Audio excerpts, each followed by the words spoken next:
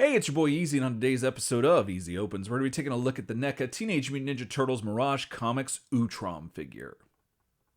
Alright, so here's Neca's Mirage Comics Utrom figure. The Utroms first appeared in Teenage Mutant Ninja Turtles Mirage Comics Volume 1, Number 3 from March of 1985 in their human disguises, and then again in issue number 4 from June of 1985 in their normal brainy bodies.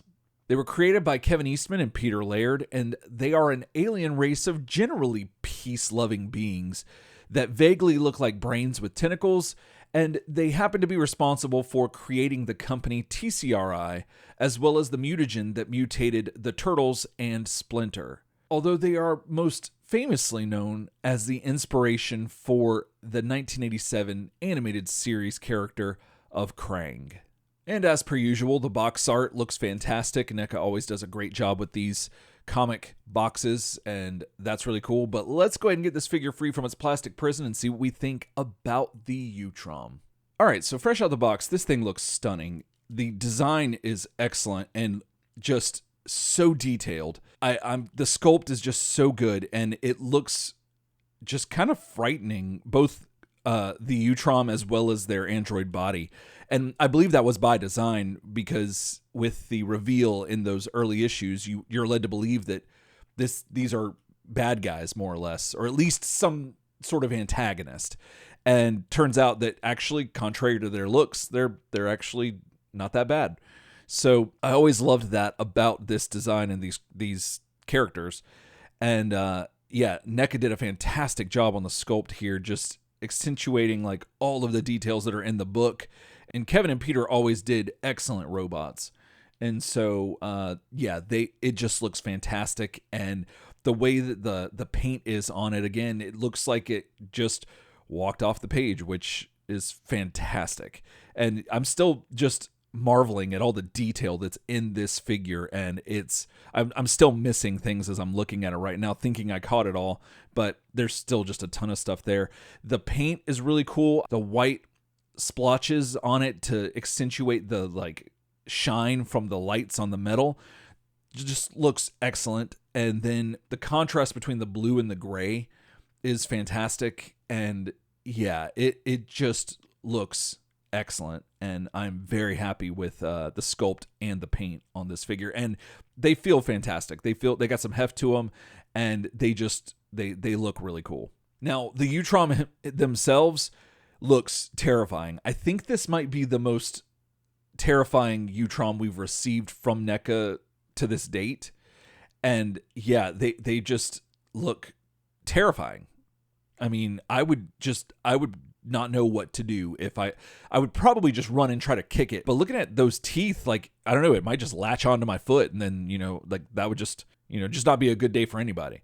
But the eyes on this Utrom are so piercing. I love it. They're just so they just get you, and you're just like locked in.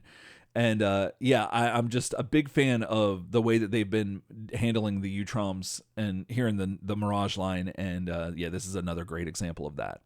The Utrom comes with 6 interchangeable hands, 2 interchangeable heads, 2 space tools, for lack of a better name, a cup with a straw that I believe comes from their first appearance outside of their android bodies, when you realize that those aren't human bodies, those are androids, and they're just chilling in the break room. I think that's what that's from.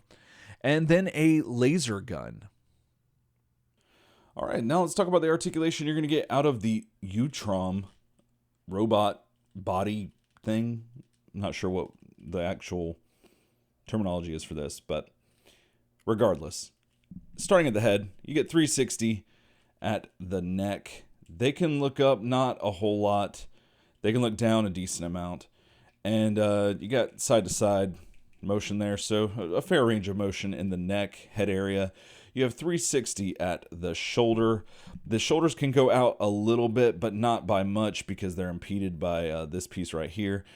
You got 360 at the bicep. You get a single jointed elbow, which is interesting, I guess, to make it more robotic. I don't know how robots' elbows are. You also get 360 at the wrist, but it's a peg, so you also get a hinge, and so some good wiggle room there. Then starting at the chest, you get a surprising amount of wiggle room, considering that there is a creature that lives inside there normally.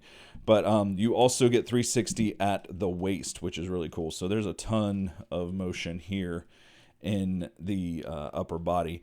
The legs, good range of motion with the splits. That looks nice. You got thigh swivel right there, which is pretty cool.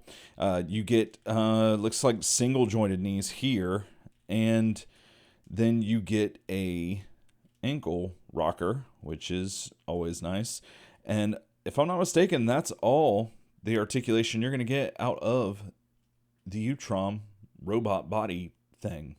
So I had a hard time finding the height and weight for this particular version of the Utroms, but I'm going to say that they probably stand somewhere between 5 and 6 foot tall, given that they're supposed to be using these android bodies to blend in with normal human society. So they're probably about the average size of what a human man should be. But then considering that they are androids, their weight probably exceeds like hundreds and hundreds of pounds. But who knows? This could be alien armor technology, and so it might actually be a lightweight alloy or some sort of thing like that, and so it might be less. But all guessing aside, the android body stands at just over 6.5 inches tall and weighs 4 ounces without the Utrom inside the chest cavity or torso cavity, I guess.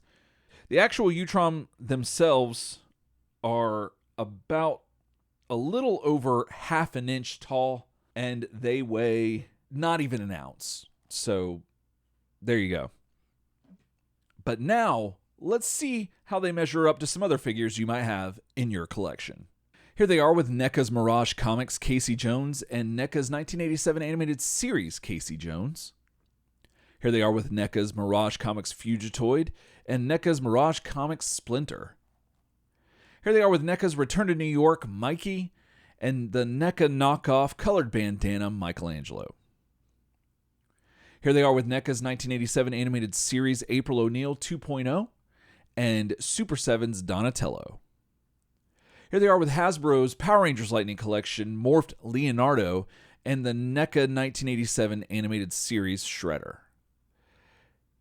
Here they are with Hasbro's G.I. Joe Classified Cobra Firebat and Jada Toys Fei Long. Here they are with Hasbro's Marvel Legends Wolverine and Mattel's Masterverse Roboto. Here they are with NECA's Mirage Comics Renee and Savanti Romero. Here they are with Jakks Pacific's Beef Boss and Figma's Gloria. Here they are with SH Figuarts Kamen Rider Evil and McFarlane's Lord Deathman. Here they are with some other various Utroms that we've received from NECA over the years. And here they are with the NECA 1987 animated series Krang with his walker robot thing. Whatever you call this thing. I forget. The Mirage comics are heralded as classics for a reason. And one of the reasons that I can recall from reading them on our podcast Turtle Soup was the reveal of the Utroms in the books in Volume 1. Having the foreknowledge of Krang and him being derived from them undoubtedly impacted their reveal and our feelings toward them, but still I can imagine seeing them in real time when the books came out, and they still just have an unsettling, uncertain creepiness to them, and I loved it. But then the turn in how they handle them in the books is excellent in subverting expectations, and I absolutely loved it. And despite establishing them as some sort of ally or at the very least a neutral party in those early books, there's still a part of you that you can't fully trust them, I guess. And I don't know, it makes for a compelling story and fertile soil for great characters. But in contrast to things subverting expectations, Neca has yet again done a great job meeting expectations and bringing these characters to life in plastic form, here with the Utrom.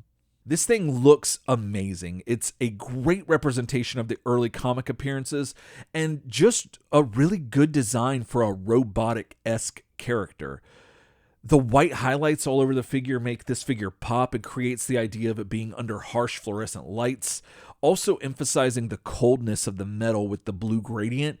It just looks menacing and cold, and I just totally dig it. And then the Utrom themselves are equally as menacing looking. The sunken yellow eyes and the stark white teeth contrasted by the dark void of their black mouth is super scary.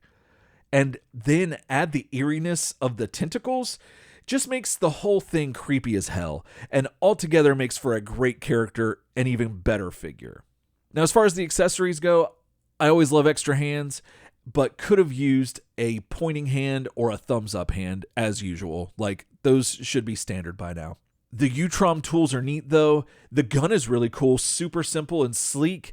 And then there's the battle damaged head, which I love a lot. And I think that most characters should come with a battle damaged head, regardless of if it's a humanoid or a robot, but especially if it's a robot. And this one looks pretty good. And lastly, the cup with the straw is a great addition, especially for those of us who read the books and remember that first reveal. They're a ton of fun to pose and play with, although some of the poses you can get in make you concerned for the well-being of the Utrom inside, because like the ribs, if you turn the body, the torso, the upper torso like too far, like they're going to like totally cut the Utrom's eyes like in half if they're not careful. So, I mean, I get that that's just like the way the toy is made. It's probably not going to do that in the books necessarily, but like still it's kind of funny to think about that they got to be cognizant of that. But it's fun to play with. It's got great articulation and moves around quite nicely. Although my knees are kind of stuck together, so I got to get some hot water or a blow dryer on them to loosen them up. But they're still pretty good just with the one joint. So, I mean, with two, it's going to double your pleasure, double your fun. You know what I mean?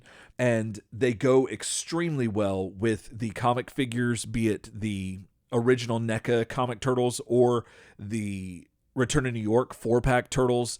They just go really well with that line, as is intended.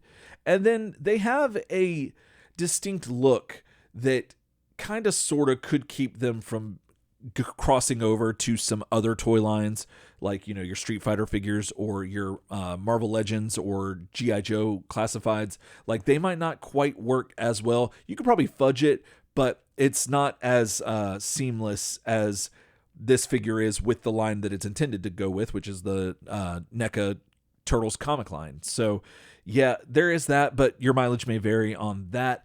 But I still think that you could probably make it work here and there. And that being said, I wouldn't mind army building some of these because they are a really cool looking figure. And that would be really neat, especially if NECA would release more Utroms for this body. So you could kind of like put a bunch of different ones in there so they're like distinct. That would be really neat. But yeah, it's just a great looking figure with so much detail and is fun to play with and really cool. So if you're a TMNT comic fan and you're collecting the comic line from NECA, then you absolutely need to pick this up. It's essential in my opinion. If you're a fan of robot android type characters, then you will probably dig this figure a lot.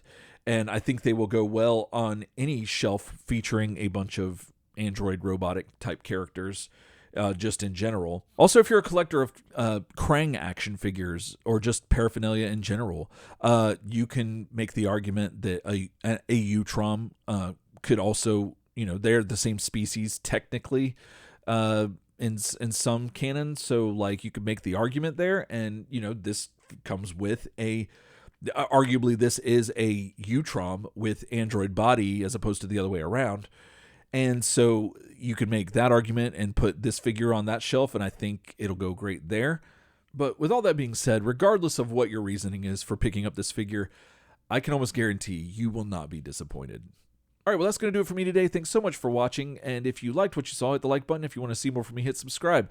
And let me know in the comments What's your favorite Utrom? Do you prefer the Krang 87 version? Do you like the 2012 version? Or do you prefer the more original comic versions? Let me know in the comments. And if you want to hear me talk about the Ninja Turtles even more, be sure to head on over to turtlesoupshow.com or just find us here on YouTube, where my buddy Ryan and I have been talking about the Ninja Turtles for a very long time on our podcast Turtle Soup, where we have shared our opinions about the Utroms quite often and would love to hear your thoughts there as well. So be sure to check that out. And until then, else time.